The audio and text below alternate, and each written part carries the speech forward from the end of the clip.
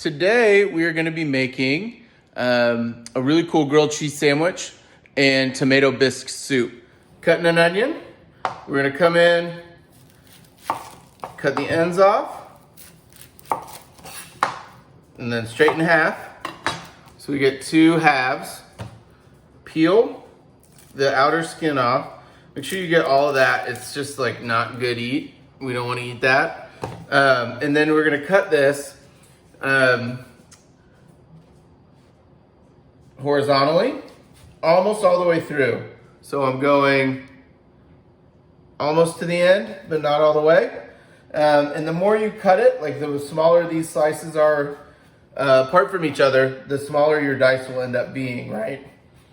So if you did a large dice, you know, 2 or 3, I did, let's see, 1, 2, 3, 4, I did 5. So there's 5 cuts here. And then you come, this end is the part that we didn't cut all the way through, and I'm gonna make slices down, okay?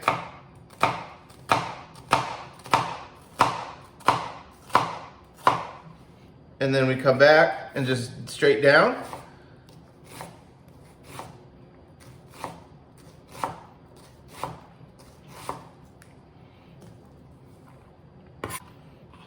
I always trim the ends because the ends of celery, because they're exposed, always get like, yeah, I don't want that. So trim both ends. I'm gonna rinse these. And then with celery, you're just gonna cut it down the middle again, and then run your knife through it, right?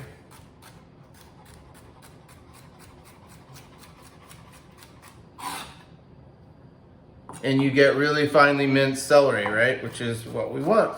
Now, that piece was thinner, so I only had to run my knife through it, you know, the 3 times, 1, 2, 3. This piece is obviously much bigger, so that's gonna change. So 1, 2, and then again.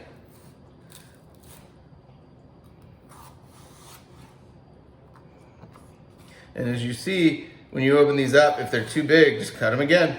All we're doing is trying to get this down to a really small, fine mince. So however many times you need to do this to make that happen, go ahead and do it.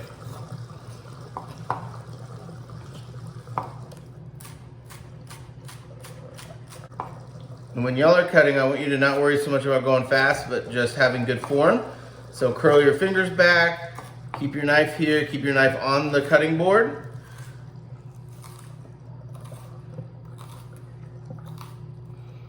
It's not a race. We're just trying to get this cut, and we're just trying to keep all of our fingers, okay? Great. All right, so that's enough celery. It's maybe even a little over, because in a mirepoix, right, it's 2 parts onion, 1 part celery, 1 part carrot. So now I'm gonna do the carrot. So I have pre-roasted carrots here. So I'm gonna chop these up, but I'm not gonna need to cook these because they're already cooked. So I'll just kind of slice those down into a nice little pile. And then we're gonna go right into cooking our garlic. 6 cloves of garlic, and I'm just trimming off the end.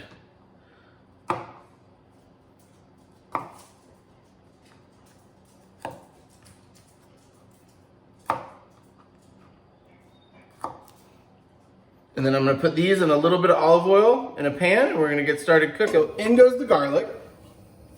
We're gonna let that cook down.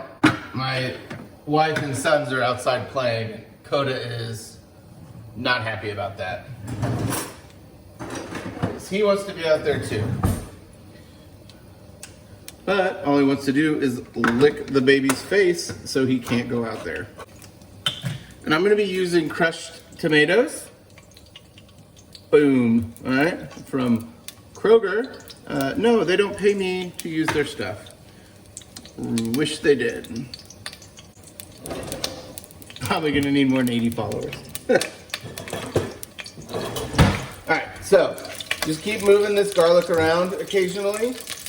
Once it gets a little color on there and the skin starts to ripple a little, we're making basically fried garlic, guys.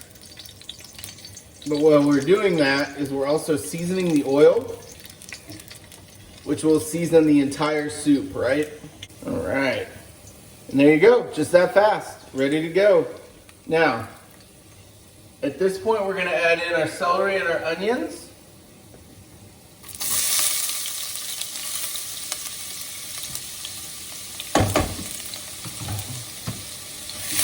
Stir that around. We are sweating this, okay? I know you guys are familiar with that. So, not trying to get any char on these. We charred the garlic, right? But not these. And I'm gonna go ahead and add in a little salt, which will help pull that moisture out.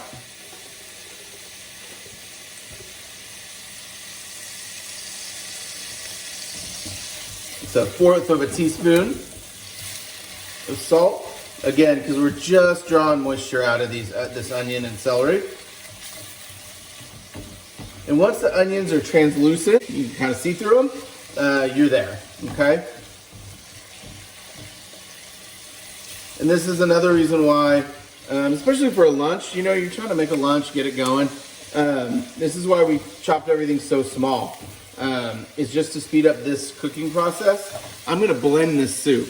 So if you weren't worried about hurrying, you wouldn't need to chop everything so small.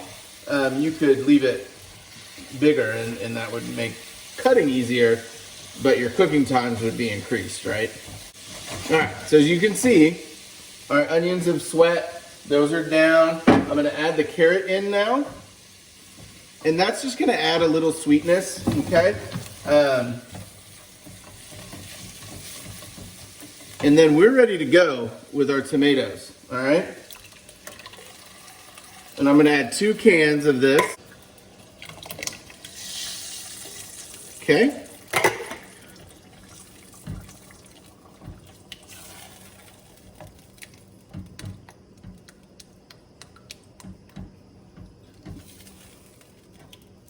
Now, if I had any tomato paste left over, I could have added some tomato paste and cooked it down with the onions before I added the carrot.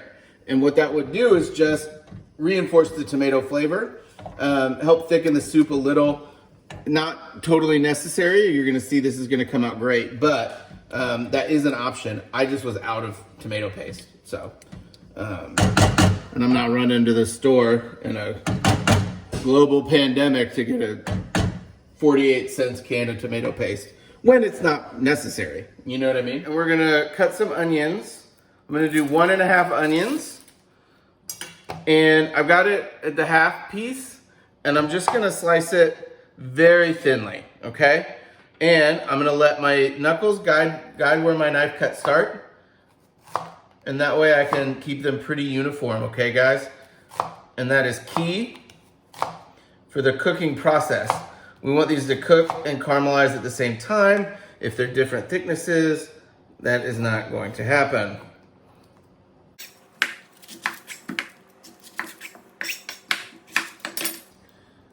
All right, so with this onion, when I grabbed it, there was like a part of it that was like soft and bruised, right?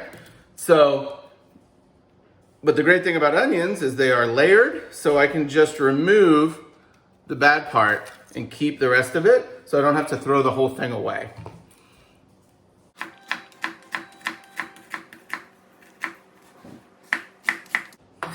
I'm not crying, you're crying. Ugh, all right. Remember to occasionally stir your soup. And then we're gonna get these in a skillet. While we're caramelizing these, okay, we're gonna keep our heat on like medium, all right?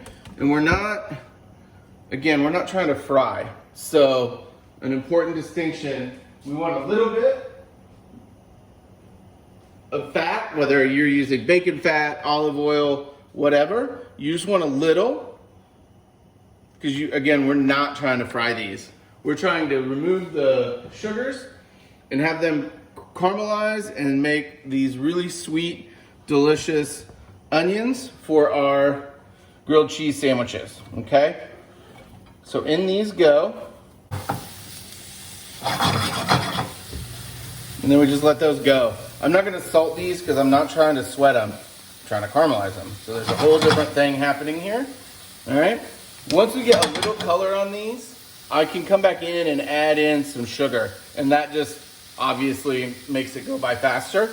And that's great because we're looking at this kind of as like an onion jam. Stirring this. Stirring this. This you're gonna kind of let sit. That sitting on the heat is what's gonna caramelize that sugar, okay? So just let it sit. One of my earlier jobs, I worked at a burger place and we would make caramelized onions, and so it would be like 2 big Cambros of onions a day that we would throw on the flat top and caramelize. And it was so crazy, the smell as the onions cooked. It goes from that real like sharp onion smell to like this like sweet and like incredible caramelized onion smell. Hoping to replicate that a little bit in here today. So we have our 1 package of cream cheese. I'm gonna get that started. And then I have 1/4 of a cup finely chopped sun-dried tomatoes. And I'm gonna add that in.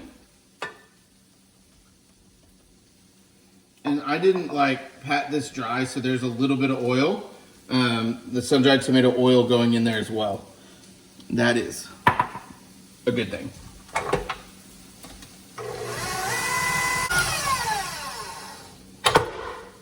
Yahtzee. All right.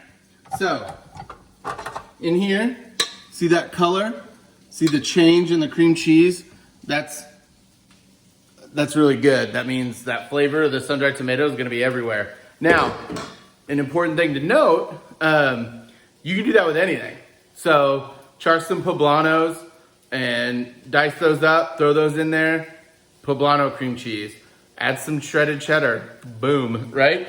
This is an easy thing to like church up a bunch of dishes, right?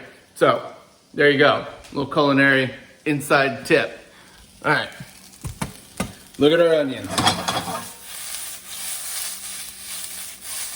They're getting softened. We're seeing some really good caramelization. Yes, yes, yes. This is what we want to see. I'm going to go ahead and add the sugar in.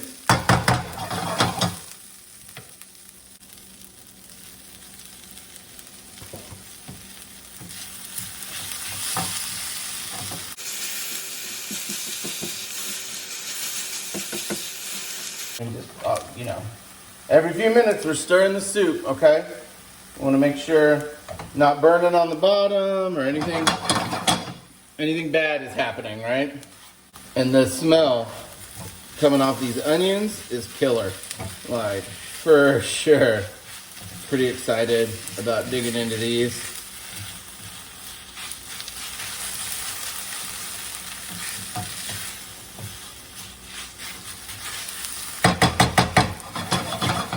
I'm gonna go ahead and kill the heat on those, set those off to the side. Do the black pepper. And so salt and black pepper is always gonna be to taste. So you're gonna season it once, and then come back and taste it, okay? Because those are gonna be the things that are gonna really make the dish come together. They're not so much a flavoring as they're gonna make all the other flavors happen. It's a tricky way to describe that, but it's true. A dish without enough salt isn't gonna taste good, no matter how much time or whatever you put in there. The salt is gonna really make it happen. And it's the same with acid. If you don't have enough acid in there, it's not gonna matter because your dish isn't gonna come together. So I'm gonna do dried thyme. And that's like 1/2 teaspoon, maybe 3/4 of a teaspoon. And then oregano.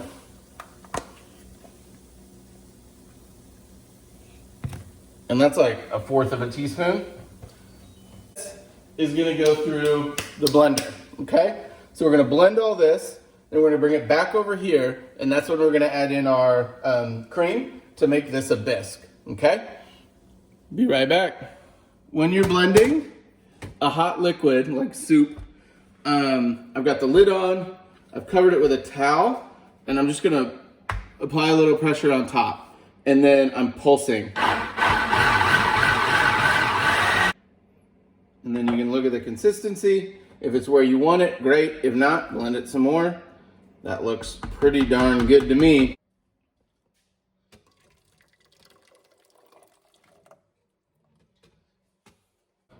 There we go, there's that. Onions done, cream cheese done. I'm about ready to get going on this lunch, you guys. I have 10 ounces, which is just a little over 1 cup of heavy cream.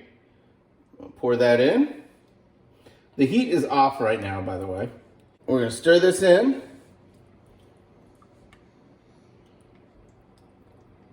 And see the color and texture just change immediately, right? The fat in the cream is gonna provide that like really beautiful, smooth, buttery texture from a great tomato bisque, okay? At this point, if you wanted and had it fresh basil, I would tear it and add it in and just stir it up. Now is when we taste, right? So we don't want to taste before we add the cream because any of the flavors that we had in there before are going to come down because we've added a fairly bland liquid.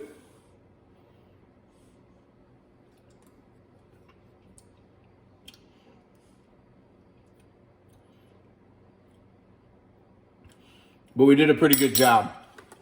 I get a little thyme, I get garlic. It needs a little salt. So like 2 pinches of salt. And that's gonna close this out. Let's start talking about sandwiches. So, I have a hearty white bread. It's gonna be sturdier than just like sandwich bread, okay? Sourdough bread would be phenomenal here as well. Focaccia would work. Really what you're looking for is just like a sturdier bread. Rye would even work. All right, and then a good layer of cream cheese, but again, not super thick, right? It'll just all melt and then run everywhere. Our onion.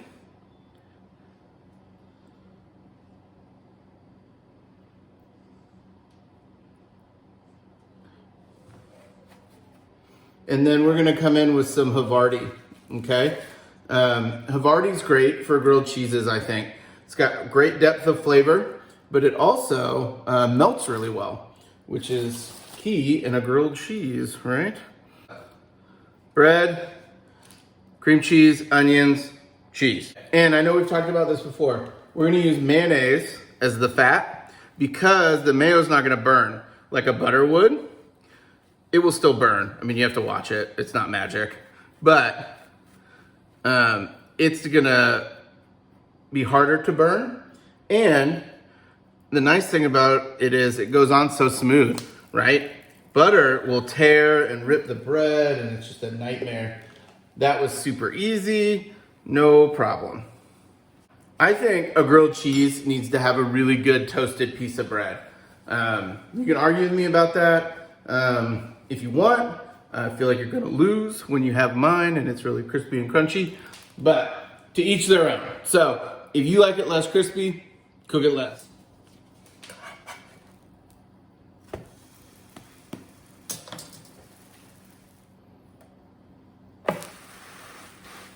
And I think it's important to note that while I'm putting mayonnaise on here, I'm scraping off as much as I can get off, right? So I'm not looking for a ton of mayonnaise on this bread. Just the thinnest layer possible, okay? To brown the bread and to let it not stick, etc. We have our grilled cheese right here, which I'm gonna try.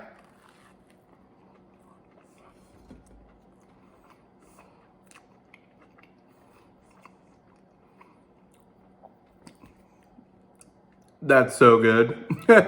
Like cheesy, from the Havarti, and then you get the tang from the cream cheese. You get that awesome like umami from the sun-dried tomatoes. The great crispy bread. I mean, and the sweetness from those caramelized onions. I don't know if I said that yet, but if I didn't, it's big. And then to go with our soup.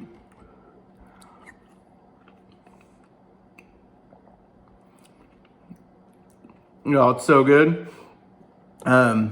The bisque here reminds me a lot of the bisque you get at La Madeleine's. It's this French bistro where I live. Really good. And then I think, the classic is the grilled cheese dunk.